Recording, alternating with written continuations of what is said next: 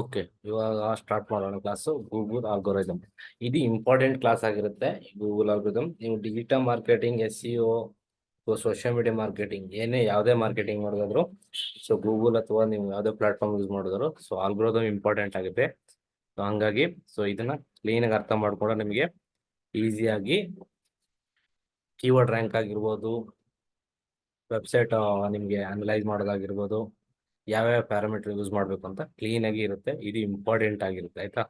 ಇದನ್ನ Google first search ಮಾಡಿ, ಇದು ಎಲ್ಲ ಡಿಜಿಟಲ್ ಮಾರ್ಕೆಟರ್ಗೆ ಗೊತ್ತಿರಬೇಕಾಗುತ್ತೆ, ಓಕೆನಾ. ಆಮೇಲೆ ಇನ್ನೊಂದು ಏನಂದ್ರೆ, ಇದು ಕೀಪ್ ಆನ್ ಅಪ್ಡೇಟ್ ಆಗ್ತಾ ಇರುತ್ತೆ, ಆಯ್ತಾ. ಸರ್ಚ್ ಕ್ವೇರೀಸ್ ಡಿಫ್ರೆಂಟ್ ಬರ್ತಾ ಇದ್ದಾಗ ಅವಾಗ ಏನಾಗುತ್ತೆ, ಗೂಗಲ್ ಅಪ್ಡೇಟ್ ಮಾಡ್ತಾ ಇರುತ್ತೆ. ಯಾಕಂದ್ರೆ fake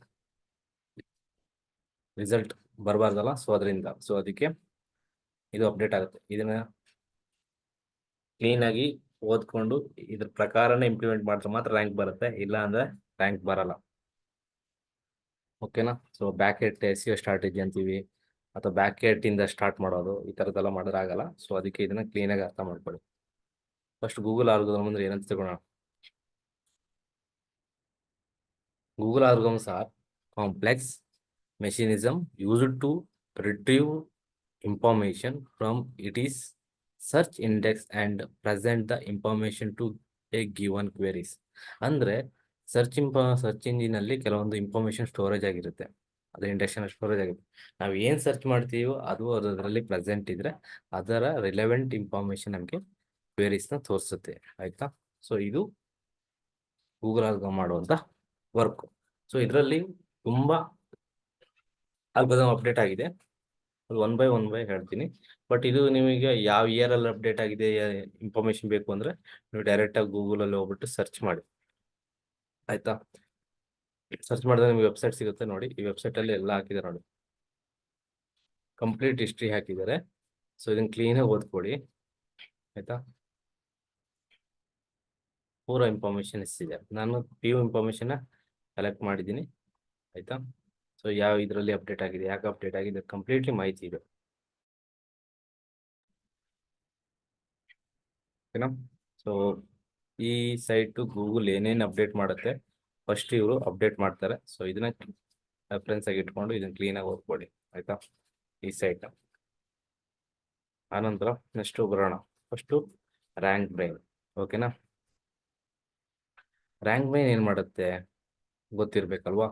rank brain is a machine learning system that help Google understand that meaning behind queries and serve best matching the search result in the response to those queries. ಅಂದ್ರೆ RankBrain ಏನ್ ಮಾಡುತ್ತೆ, ಈ algorithm ಇದು ಬಂದ್ಬಿಟ್ಟು user ಏನ್ search ಮಾಡುತ್ತೋ ಅದನ್ನ machine ಅಲ್ವಾ, so ಅದು ಸರ್ಚ್ ಮಾಡಿ ನಿಮಗೆ ರಿಸಲ್ಟ್ನ ಇದು ಮಾಡುತ್ತೆ. ಸೊ ಅದಕ್ಕೆ ಕೀವರ್ಡ್ ಆಪ್ಟಿಮೈಸೇಷನ್ ಇಂಪಾರ್ಟೆಂಟ್ ಅನ್ನೋದು ಇದಕ್ಕೆ. ಸೊ ಇದಕ್ಕೆ ಪ್ರಾಪರ್ ಕೀವರ್ಡ್ ಇರಬೇಕು, ಪ್ರಾಪರ್ ಇನ್ಫಾರ್ಮೇಶನ್ ಬೇಕು, ಅದೆಲ್ಲ ಇರಬೇಕು. ಸೊ ಇದಕ್ಕೆ ಕ್ಲೀನಾಗಿ ನೋಡ್ಕೊಳ್ಳಿ, ಆಯ್ತಾ. ಇದು ಯಾವಾಗ ಅಪ್ಡೇಟ್ ಆಗಿದೆ, ಯಾಕೆ ಅಪ್ಡೇಟ್ ಆಗಿದೆ ಚೆಕ್ ಮಾಡ್ಕೋಬಹುದು. ಒಂದು ವೇಳೆ ಇಲ್ಲಿದೆ, ಸೊ ಹಿಂಗೆ ಕ್ಲಿಕ್ ಮಾಡಿ ಆವಾಗ ಹೋಗಿ ಇವ್ರು ಇನ್ಫಾರ್ಮೇಶನ್ ಕೊಟ್ಟಿದ್ದಾರೆ, ಸರ್ಚ್ ಕ್ವೇರಿ ಪರ್ಪಸ್, ಆಯ್ತಾ.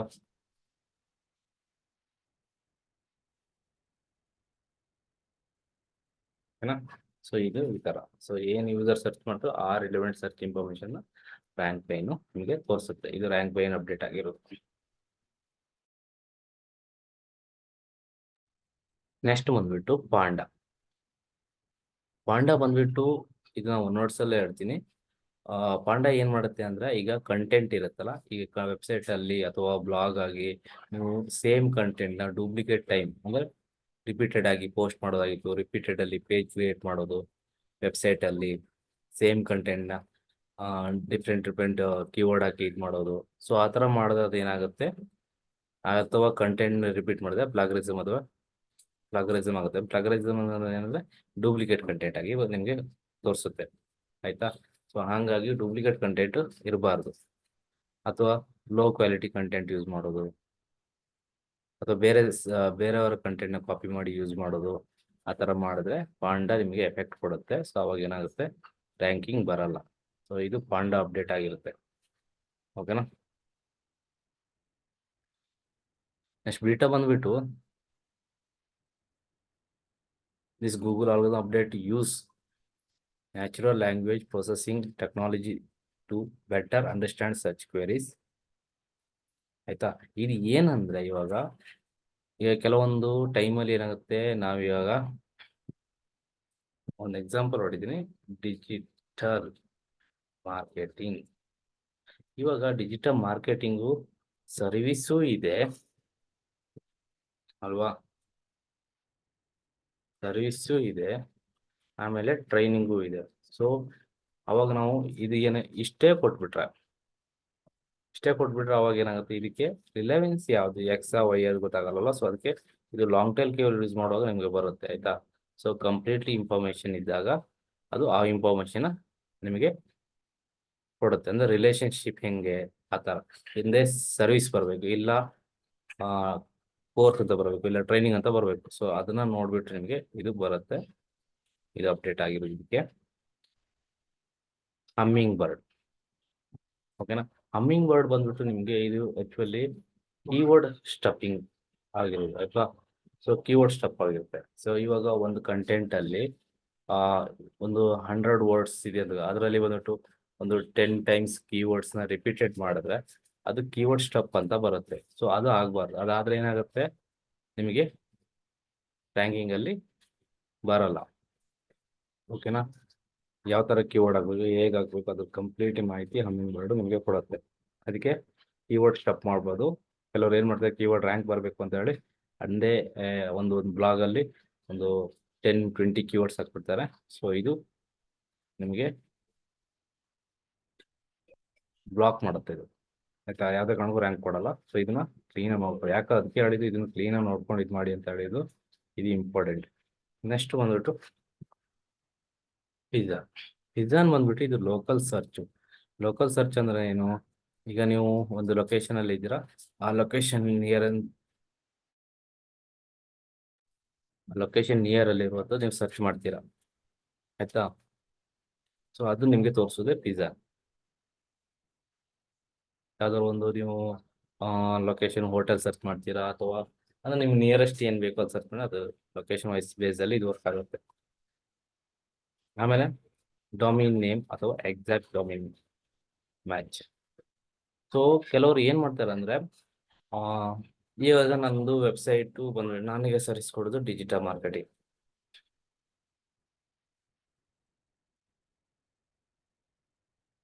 ಆಯ್ತಾ, ಈ ತರ ಒಂದು ಸರ್ವಿಸ್ ನಾನು ಏನ್ ಮಾಡ್ತೀನಿ.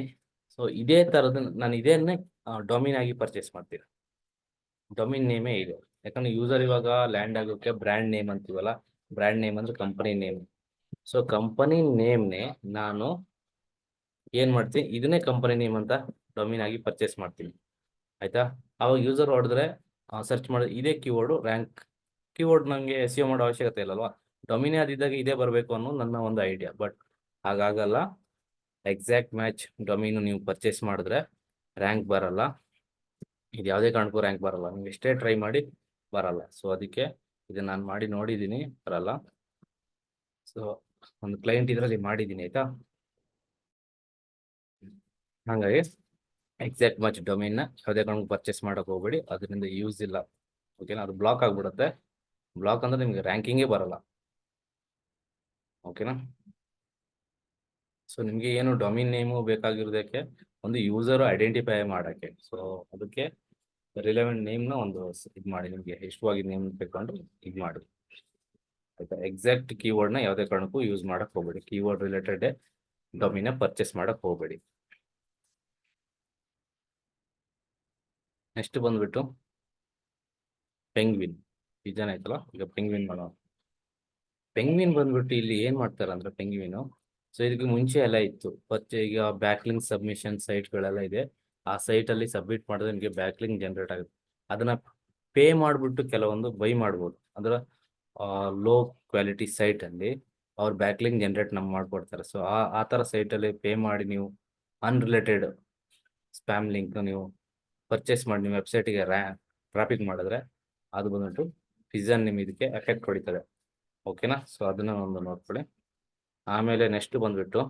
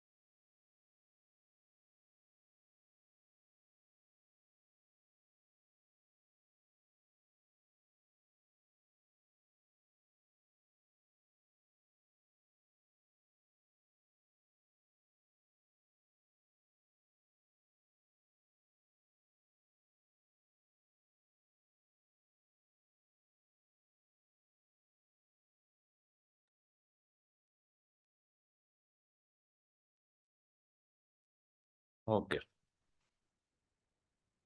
ಇದು ಸ್ವಾಮ್ ಲಿಂಕ್ ಪರ್ಚೇಸ್ ಮಾಡಕ್ ಹೋಗ್ಬೇಡಿ. ಸೊ ಇದು ರ್ಯಾಂಕಿಗೋಸ್ಕರ. ನೆಕ್ಸ್ಟ್ ಪೋಸು ಬಂದ್ಬಿಟ್ಟು ಲೋಕಲ್ ಸರ್ಚ್ ಬರುತ್ತೆ. ಇದು ಮತ್ತೆ ಪಿಜನ್ ಸೇಮ್ ವರ್ಕ್ ಆಗುತ್ತೆ, ಬಟ್ ಇದರಲ್ಲಿ ಸ್ವಲ್ಪ ಡಿಫ್ರೆಂಟ್ ಇದೆ. ಅಂದ್ರೆ ಈಗ ಸೇಮ್ ಲೊಕೇಶನ್ ಅಲ್ಲಿ ಮಲ್ಟಿಪಲ್ ಬಿಸ್ನೆಸ್ ಇರುತ್ತೆ, ಅಥವಾ same service multiple user office ಇರುತ್ತೆ. ಸೊ ಅವಾಗ ಏನ್ ಮಾಡ್ತೀವಿ, ಈಗ ಡಿಜಿಟಲ್ ಮಾರ್ಕೆಟಿಂಗ್ ಸರ್ವಿಸ್ ಎರಡು company same location same building ಅಲ್ಲಿ ಐತೆ, ಫಸ್ಟ್ ಫ್ಲೋರ್ ಸೆಕೆಂಡ್ ಫ್ಲೋರ್. ಆವಾಗ ಇದು ಪೋಸಮ್ ಅಪ್ಲಿಕೇಬಲ್ ಆಗುತ್ತೆ. ಇದು ಬೇಸ್ ಒಂದು ಕ್ಯಾಟಗರಿ ಮೂಲಕ ವರ್ಕ್ ಆಗುತ್ತೆ. ಸೊ ಹಾಗಾಗಿ ಇದು ರ್ಯಾಂಕ್ ಹೆಂಗೆ ನಿಮ್ದು ಟ್ರಾಫಿಕ್ ಇದೆ ಅದ್ರ ಮೇಲೆ ಬರುತ್ತೆ ಇದು ಲೊಕೇಶನ್, ಆಯ್ತಾ. ಇಲ್ಲಾಂದ್ರೆ ಮೋರ್ ಆಪ್ಷನ್ ಇಟ್ಕೊಂಡು ನಿಮ್ಗೆ ಸೇಮ್ ಇದರಲ್ಲಿ ಸಿಗುತ್ತೆ. ಯಾಕಂದ್ರೆ ಗೂಗಲ್ ಅಲ್ಲಿ ಹೋಗ್ಬಿಟ್ಟು ಸರ್ಚ್ ಮಾಡಿದ್ರೆ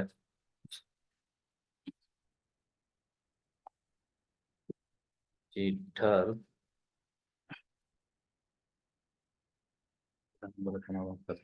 ನೋಡಿ, ಈ ತರ ಬರುತ್ತೆ. ಇಲ್ಲಿ ಮೋರ್ ಆಪ್ಷನ್ಸ್ ಕ್ಲಿಕ್ ಮಾಡೋ ಬರುತ್ತಲ್ಲ, ಇದೇ ತರ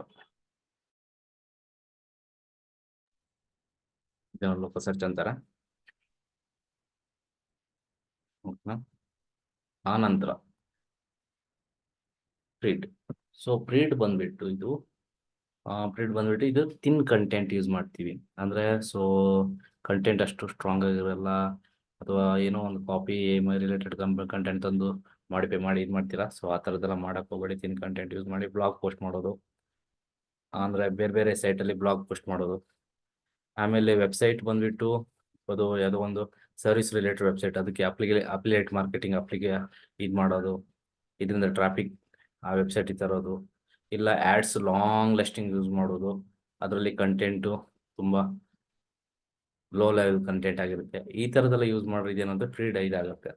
ಎಫೆಕ್ಟ್ ಆದ ತಕ್ಷಣ ಅದು ಏನಾಗುತ್ತೆ ಎಂದು ರನ್ನಿಂಗ್ ಆಗಲ್ಲ, ಸೊ ಬ್ಲಾಕ್ ಆಗಿಬಿಡುತ್ತೆ.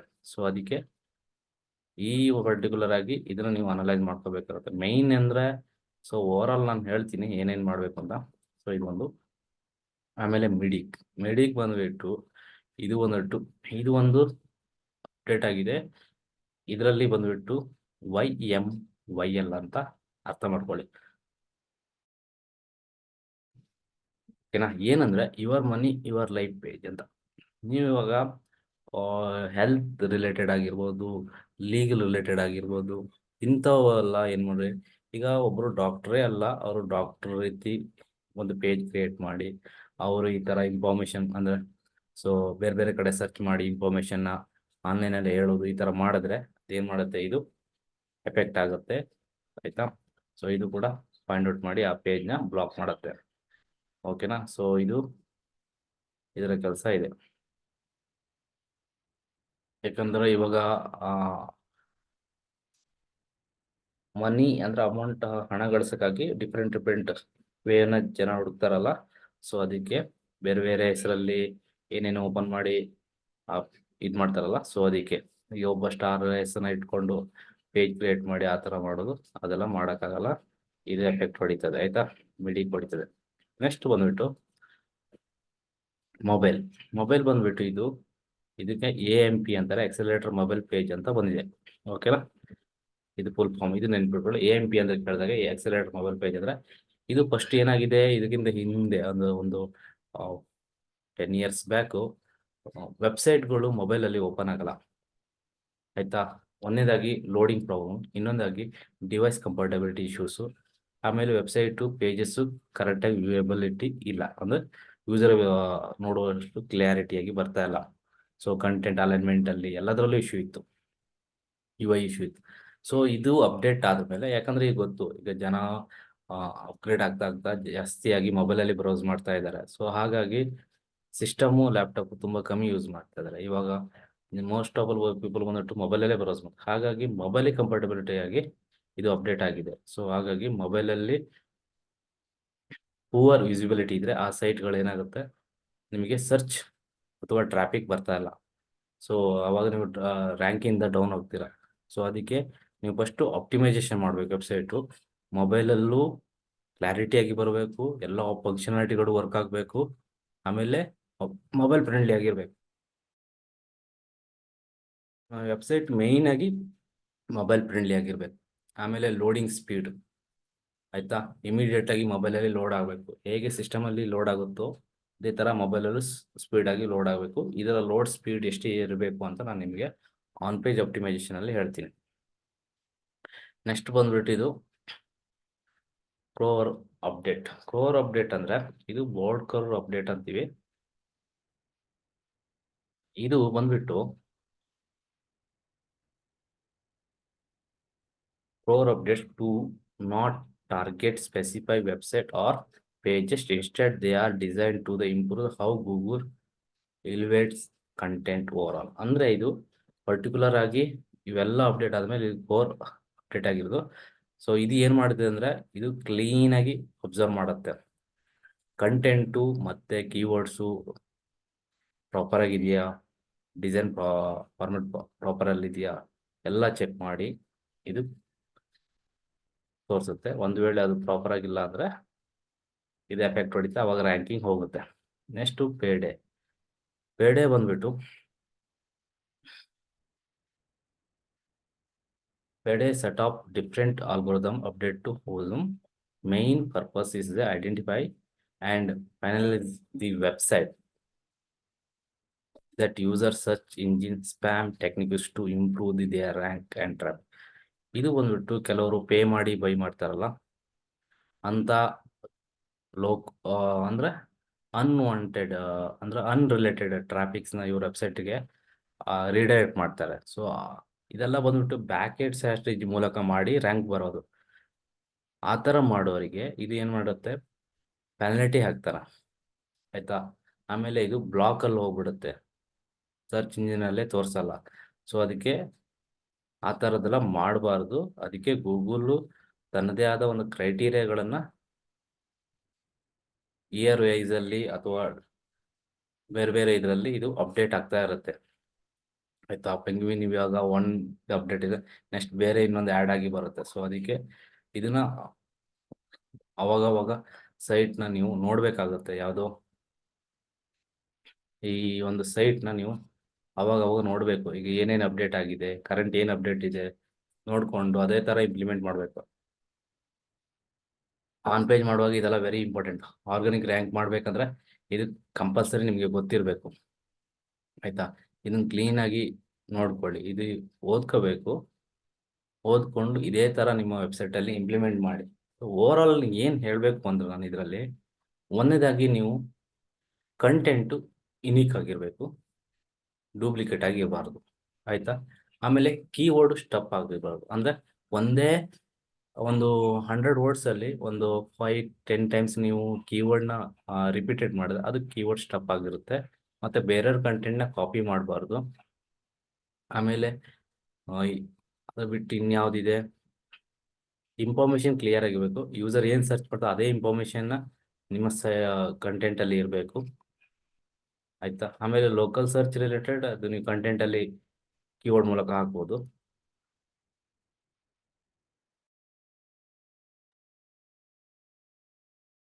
ಫಸ್ಟ್ ಫೋಕಸ್ಸು ಕಂಟೆಂಟ್ ಕೀವರ್ಡ್ ಅವೆರಡು ಕ್ಲೀನಾಗಿ ನೀವು ಇದು ಮಾಡಿದ್ರೆ ಸಾಕು, ಬೇರೆ ಯಾವುದೂ ಇದಾಗಲ್ಲ. ರಿಪೀಟೆಡ್ ಆಗಿ ಏನು ಮಾಡೋದು ಬೇಡ, ಓಕೆನಾ. ಇದಿಷ್ಟು ನೀವು ನೋಡ್ಕೊಳ್ಳಿ. ಇದು ನಿಮ್ಗೆ ಅರ್ಥ ಆಗಿಲ್ಲ ಅಂದರೆ ದಯವಿಟ್ಟು ಬೇರೆ ಬೇರೆ ಸೈಟ್ಗಳಿದ್ದಾರೆ, ಬೇರೆ ಬೇರೆ ಯೂಟ್ಯೂಬರ್ಸ್ಗಳು ಇದ್ರ ಬಗ್ಗೆ ಮಾಹಿತಿ ಕೊಟ್ಟಿದ್ದಾರೆ, ಅವ್ರದ್ದೇ ಆದ ಲ್ಯಾಂಗ್ವೇಜಲ್ಲಿ ಮಾಹಿತಿ ಕೊಟ್ಟಿದ್ದಾರೆ. ಸ್ವಲ್ಪ ಅಬ್ಸರ್ವ್ ಮಾಡಿ ಯಾಕೆ ಇದು ಅಪ್ಡೇಟ್ ಆಗಿದೆ, ಏನಕ್ಕೆ ಇದು ಇಂಪಾರ್ಟೆಂಟ್, ಇದಂತೂ ಗ್ಯಾರಂಟಿ. ಇದಿಲ್ಲದೆ ನೀವು ಗೊತ್ತಿಲ್ಲದೆ ಏನೋ ಮಾಡೋಕೆ ಹೋದರೆ ನೀವೇನೂ ಮಾಡೋಕ್ಕಾಗಲ್ಲ. ಈಗ ನಾನು ಒಂದು ವೆಬ್ಸೈಟ್ ಮಾಡ್ತೀನಿ, ಇದರಲ್ಲಿ ಬಂದ್ಬಿಟ್ಟು ಎಕ್ಸಾಂಪಲ್ ಇವಾಗ ನೋಡಿ, ಒಂದು ವೆಬ್ಸೈಟ್ ಮಾಡಿದೆ, ಆಮೇಲೆ ನಾನು ಕೀವರ್ಡ್ ಸ್ಟಪ್ ಮಾಡಿಬಿಟ್ಟೆ. ಆವಾಗ ಗೊತ್ತಾಯಿಲ್ಲ, ನಾನು ಎಸ್ ಯು ಮಾಡ್ತಾ ಇದ್ದೀನಿ, ನಂದು ಕೀವರ್ಡ್ ರ್ಯಾಂಕ್ ಬರ್ತಾ ಇಲ್ಲ. ಯಾಕೆ ಅಂದ್ರೆ ನಮ್ಗೆ ಗೊತ್ತಿಲ್ಲ. ಸೊ ಆವಾಗ ನಾವು ಚೆಕ್ ಮಾಡಬೇಕಾಗುತ್ತೆ. ಎಸ್, ನಾನು ಕೀವರ್ಡ್ ಸ್ಟಪ್ ಮಾಡಿದೆ, ಹಮ್ಮಿಂಗ್ ಬರ್ಡ್ ನನ್ನ ಇದು ವೆಬ್ಸೈಟಿಗೆ ಎಫೆಕ್ಟ್ ಆಗಿದೆ.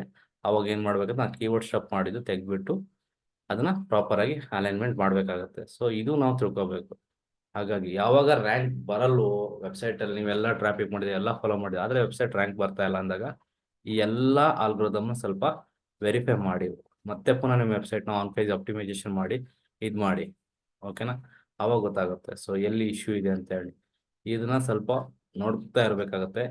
ಕೀಪ್ ಆನ್ ಚೇಂಜಸ್ ಆಗ್ತಾ ಇರುತ್ತೆ, ನ್ಯೂ ಅಪ್ಡೇಟ್ ಬರುತ್ತೆ, ನ್ಯೂ ಆಲ್ಗೊರಿದಮ್ ಬರುತ್ತೆ. ಸೊ ಅದ್ರ ಬಗ್ಗೆ ಗಮನ ಹರಿಸ್ಬೇಕಾಗತ್ತೆ. ಅದೇ ಥರ ನಿಮ್ಮ ಇದರಲ್ಲಿ ಇರಬೇಕು, ಓಕೆನಾ? ಇದರಲ್ಲಿ ಇಷ್ಟೇ ಇರೋದು. ಇದು ಗೊತ್ತಾಗಿಲ್ಲ ನಿಮಗೆ, ಅರ್ಥ ಆಗಿಲ್ಲ ಅಂದರೆ ಈ ಸೈಟ್ನ ಓಪನ್ ಮಾಡಿ ನೋಡಿ, ಇಲ್ಲ ಗೂಗಲಲ್ಲಿ ಸರ್ಚ್ ಮಾಡಿ, ಗೂಗಲ್ ಆಲ್ಗೊರಿದಮ್ ಲಿಸ್ಟ್ ಅಂತ ಹೊಡೀರಿ. ಲಿಸ್ಟ್ ಇಲ್ಲಿ ನೋಡಿ, ಇಲ್ಲೇ ಬರುತ್ತೆ ನೋಡಿ, ತುಂಬ ಲಿಸ್ಟ್ ಇನ್ನು 7 ಮೋರ್ ಇದೆ ನೋಡಿ, ಆಯಿತಾ? ಸೊ ಈ ಲಿಸ್ಟ್ನ ಓಪನ್ ಮಾಡಿ, ಇವ್ರದ್ದೇ ಆದ ಎಕ್ಸ್ಪ್ಲನೇಷನ್ ಕೊಟ್ಟಿದ್ದಾರೆ. ಅರ್ಥ ನಿಮ್ಗೆ ಇನ್ನೂ ಜಾಸ್ತಿ ಬೇಕಾದ್ರೆ ಇವ್ರನ್ನ ಓಪನ್ ಮಾಡಿ, ಆವಾಗ ನಿಮ್ಗೆ ಇದರಲ್ಲೂ ಕೂಡ ಇನ್ಫಾರ್ಮೇಶನ್ ಸಿಗುತ್ತೆ. ತುಂಬ ಜನ ಇದ್ರ ಬಗ್ಗೆ ಕೊಟ್ಟಿದ್ದಾರೆ, ಇದು ಇಂಪಾರ್ಟೆಂಟ್ ಆಗಿದೆ, ಹಾಗಾಗಿ ಓಕೆನಾ? ಸರ್ಚ್ ಇಂಜಿನ್ ಲ್ಯಾಂಡ್, ಸರ್ಚ್ ಇನ್ ಜರ್ನಲ್, ಇವರಿಬ್ಬರದ್ದು ಫಾಲೋ ಮಾಡಿ. ಯಾಕಂದರೆ ಇವರು ಇನ್ಫಾರ್ಮೇಷನ್ ಕ್ಲೀನಾಗಿ ನೀಟಾಗಿ ಕೊಟ್ಟಿದ್ದಾರೆ. ಸೊ ಇದನ್ನ ಓದ್ಕೊಳ್ಳಿ ಎಲ್ಲರೂ. ಫಸ್ಟ್ ಡಿಜಿಟಲ್ ಮಾರ್ಕೆಟರ್ ಇದು ಮಾಡಬೇಕಾಗುತ್ತೆ, ಆಯಿತಾ? ಇಷ್ಟೇ ಇರೋದು ಇದರಲ್ಲಿ.